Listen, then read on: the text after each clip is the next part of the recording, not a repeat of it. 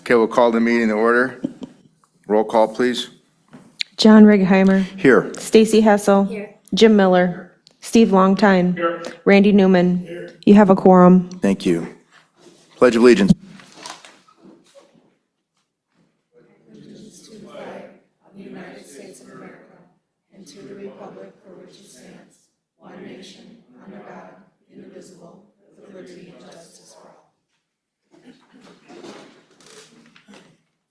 Can you read the certification of compliance, please? This meeting was noticed to the media and the public as required by Section 19.84 of the Wisconsin statutes. Thank you. The meeting agenda is set. Public comments, Linda Zellmer.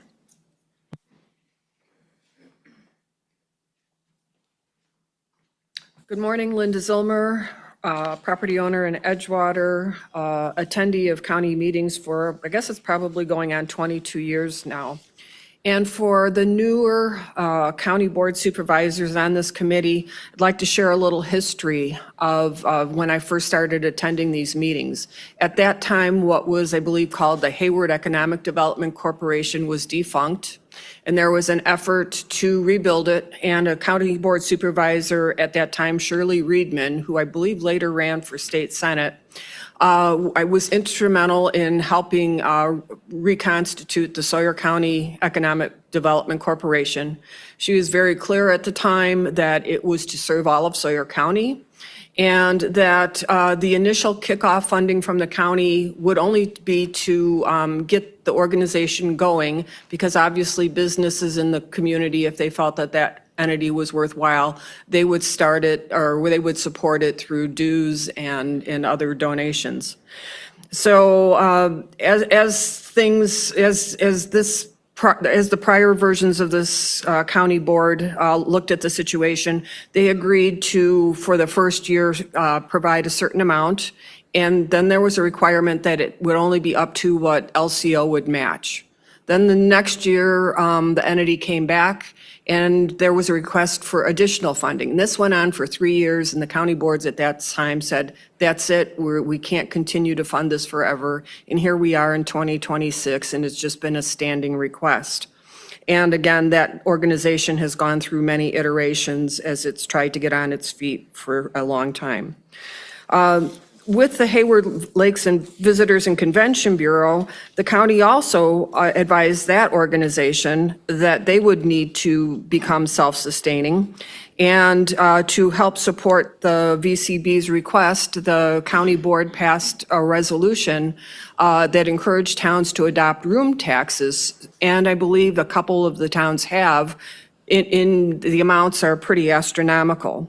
So again, with the intent that that organization was told to please, stop its reliance on public funding, here we are in 2026, and the cost of supporting tourism, whether it's our ambulance service and now possibly another ambulance station, or law enforcement, or just many of the other things that public dollars support tourism, I would hope both these entities would seek their own funding, and also the county invest more money in UW Extension, because we really need those family supporting educational services and ability to get people together, anywhere from young families to the elderly.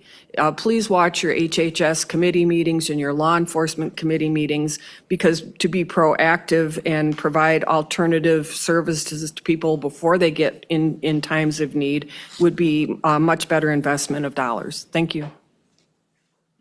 Consider approval of minutes from last meeting. I'll make a motion.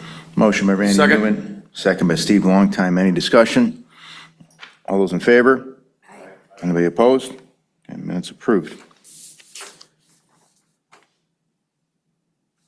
UW Extension. It's our month. That's right. I didn't count the quarters. Good morning. Lots has happened since I saw you last. We moved over to where the ADRC building is. So all of that happened fast and furiously last week. Thanks to Mike, we were able to get up and start printing. So I have a few copies of things for you this morning. We'll have an open house at some point. It won't be this week. probably not this month, but we hope that when we do, you'll be able to join us out there and see our new space. Thank you, Mike, for hearing my wishes of we need more space. So we're excited about that move. That's news. I also have some news about our budget, I think, as we're talking about that. So the only change in our budget increase was a little bit of an increase for the contract amount. So I think it's about a 2% increase, and so that's been turned in. I don't know if you want to talk about any other budget things, but everything, all the other lines remain the same. So we're moving forward with that request. I have a little bit of a, speaking of budget, I have a little bit of a video maybe. Do we have a video? Okay. So while this video is being played about investing in extension, I'll give you some handouts as well. With the handouts is a little bit of a quick blurb about it, a one sheet, as well as kind of our draft work plan. So I've talked about this before, but Donna and Ariga both do plans of work for the state and incorporate how they're serving individual needs in counties. And so we have a draft work plan. It's always a work in progress for us. Like if needs shift in the community or other requests come in, their plans of work can get adjusted. So you'll see draft at the top, but it's where we start. And so hopefully that will help you too as you try and figure out what in the world are Donna and Ariga doing. So hopefully that will help you. You did also get the report in your packet, I hope.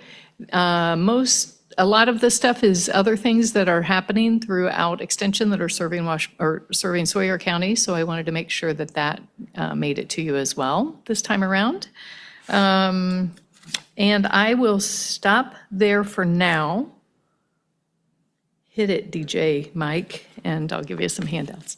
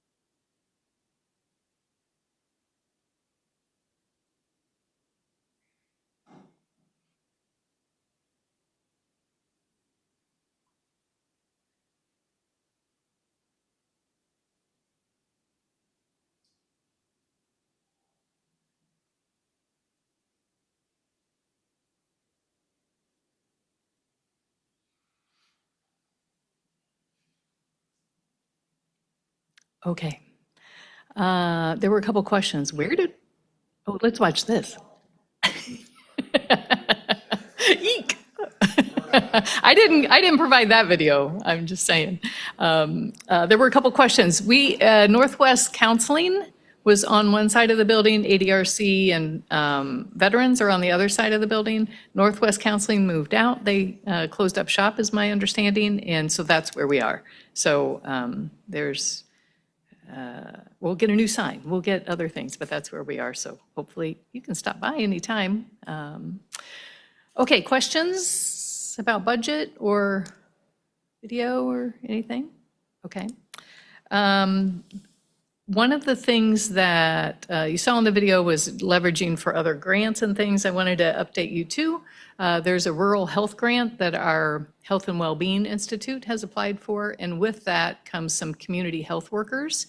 So we are anticipating hearing more about that by the end of this month, actually, and if so, kind of hit the ground running. So I wanted to let you know that I requested that Sawyer and Rusk have a position, as well as Washburn and Burnett have a position. So if that goes through, then we'll have some other resources coming this way as well. So the goal is thinking about how our FoodWise programming was orchestrated and learning from there and trying to do some community health workers focused on chronic disease. So hopefully we'll get some positions. We were working with the public health department to make sure we weren't competing with anything that they were doing.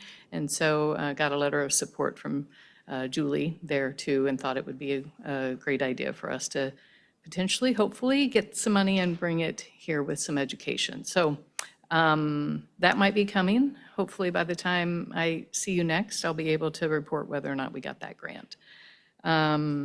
The last thing I'll say before Arika gives you a quick report is that it's also fair time, and although extension and fair are not the same thing, contrary to popular belief, we do work together, and that's where Donna is all week. And so please come out and support the fair, support 4-H, stop by and get your ice cream, all that kind of stuff. And now Arika wants to give you an update too of the work that she's been doing. Good morning, everyone. I want to talk about the clean sweep because we have the September event coming up, and I have some printouts. Let me just quickly.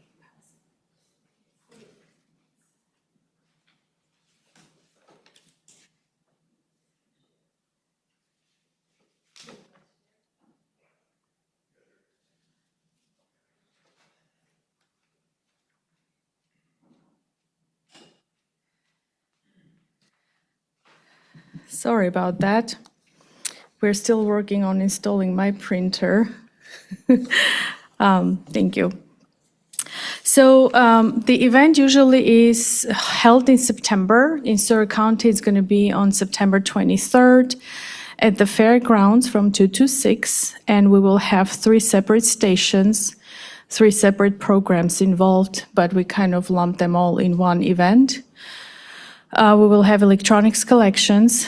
That was a grant that we received. That was going to be 2 events. We already had one last year. We will have one this year. We will see if we can reapply, and get another one, depending on how busy the event will be. And then we will see what the demand is. The demand was very high for electronics collections. And I'm hoping that we didn't have it for 9-10 years. So there's a lot of stuff out there that needs to be pulled out of people's homes. And this is a free collection, electronic collection.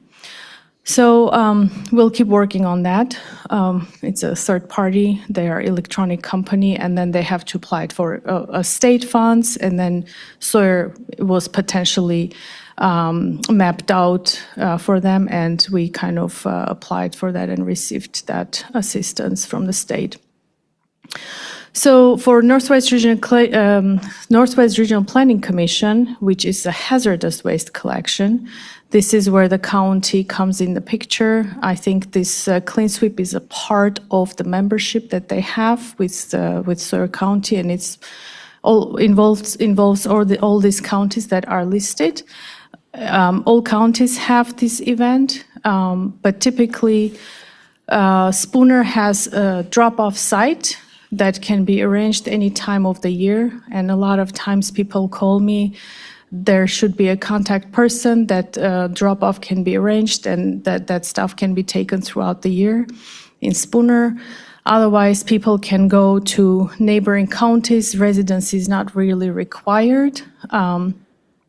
People who live nearby Surrey County can participate in Surrey County, people who live nearby Washburn, and so on. So it's very, very encouraging for the residents to come to the nearest event and drop off that hazardous waste. Potentially there are paints and solvents and construction kind of liquids, gasoline, liquid gas. There is a company that knows how to collect that.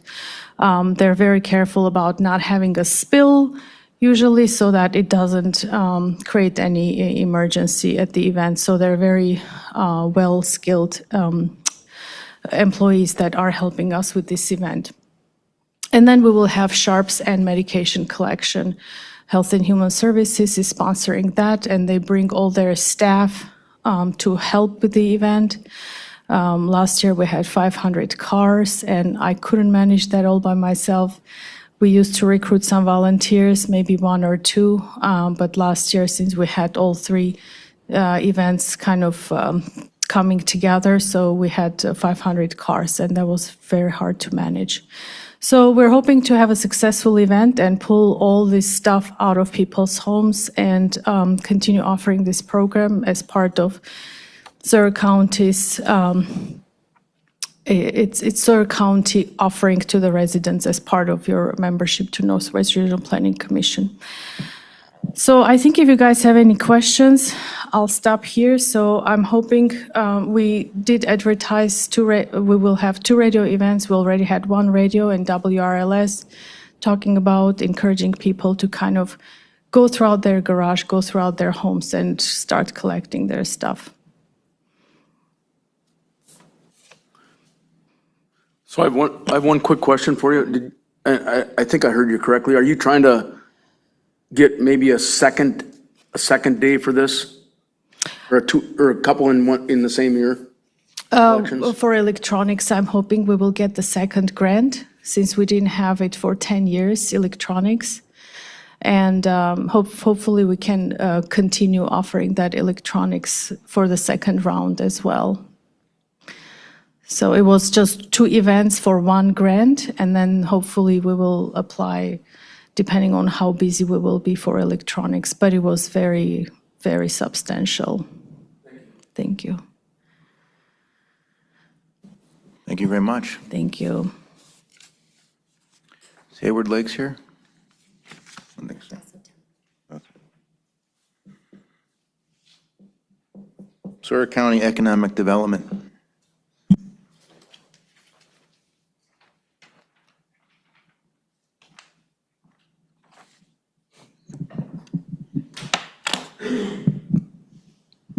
Good morning. I don't know if this was supposed to be a place where we talk about our budget requests, but if it was, I'm certainly not prepared to do that. I mean, I can answer questions, but just in the last month, we applied and completed an opportunity zone application to the state for 2 census tracts in Surrey County, the one that contains the city of Hayward and also the southern central part of the county that has like Coudray and Meteor and Radisson kind of area. As I think you all know, we already are an opportunity zone. This is a once in a decade thing you do. It's a much more selective process this time. Last time they picked 75% of the tracts that were eligible. This time it's going to be 25%. But this is, the more I dug into this is I think a thing that didn't get at least documented, utilized a lot in the last 10 years, but going forward, this is a much better program for rural counties. It's in general, it's a tax incentive to if you have capital gains, you can invest in a opportunity zone and either defer and in some cases, I think, eliminate capital gains. And in the second iteration, if it's a much better program if you invest money in rural counties, and we're obviously considered a rural county. So I don't believe we'll find out till later this fall if we're selected or designated.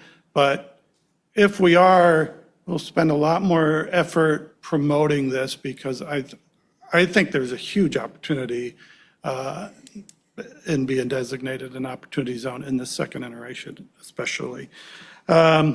We did, or I did, completed the funding request, and I'm happy to talk about that with anybody who wants to.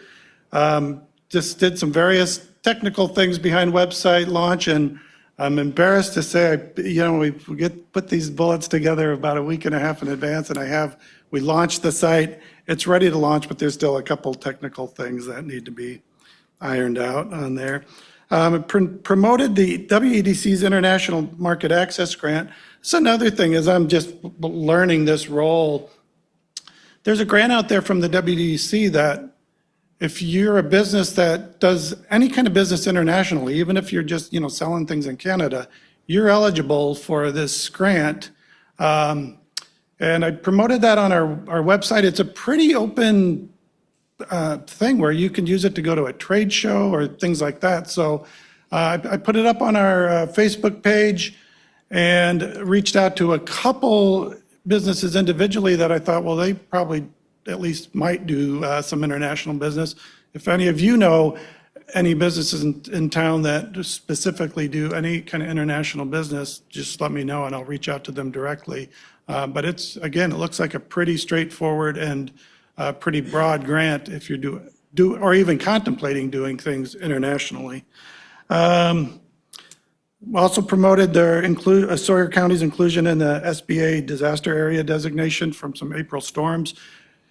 They do two kinds of designation, physical and economic damage, and Sawyer County was just identified as the economic damages, but again, I promoted that on our Facebook page, and if a Sawyer County business did or incurred any kind of economic damage related to those storms, they could apply for a special SBA loan. Attended some webinars. I'm not going to go to every bit of that. Still working on the Thrive Grant with the Wisconsin Economic Development and their consultant, and I'm still trying to get out there with as many people as possible. One of the things that's coming up, but I want to put on your radar screen, and I've already put on some of you who are on our board, there's 2 grant opportunities coming up. The deadline is October 2nd. One's a small business development grant, one's small business technological assistant grant. Those are both grants I'm going to apply for, but I've talked to Chris Ruckdaschel already, but other business and community leaders to see what form that would best take, because you can use these funds you could start a revolving loan fund, you can do it for facade improvement, you can do it for all kinds of things, which is what I think I'm here for, is to apply for these kind of grants to help our local business community grow and thrive. So in the next few weeks, really have to get this ironed out. Again, as I learned last time around, if for any reason we need to get a county or municipality to give us a letter or participate in this, would have to have it done by September so we could get on their agenda. But this is again, to me, this is why I'm here, is to apply for grants like this to help our business community. But I need input from others in the community, because it's not going to be just like I'm doling out the money. It'd be more of a joint collaborative effort to do that. Any questions about those? All right, the end. Thank you very much. Motorized trail reports.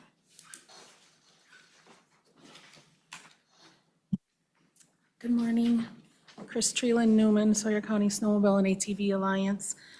Thank you for having us on the agenda and for being here.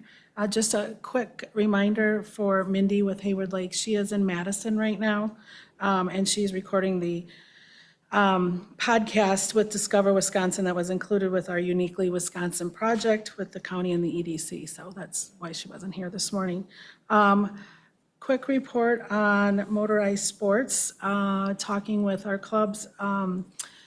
We've had some very active clubs out working on the trails, doing rides, bringing in outside people to join them visitors to join them on some of their rides, showing them where our trails go and how they work.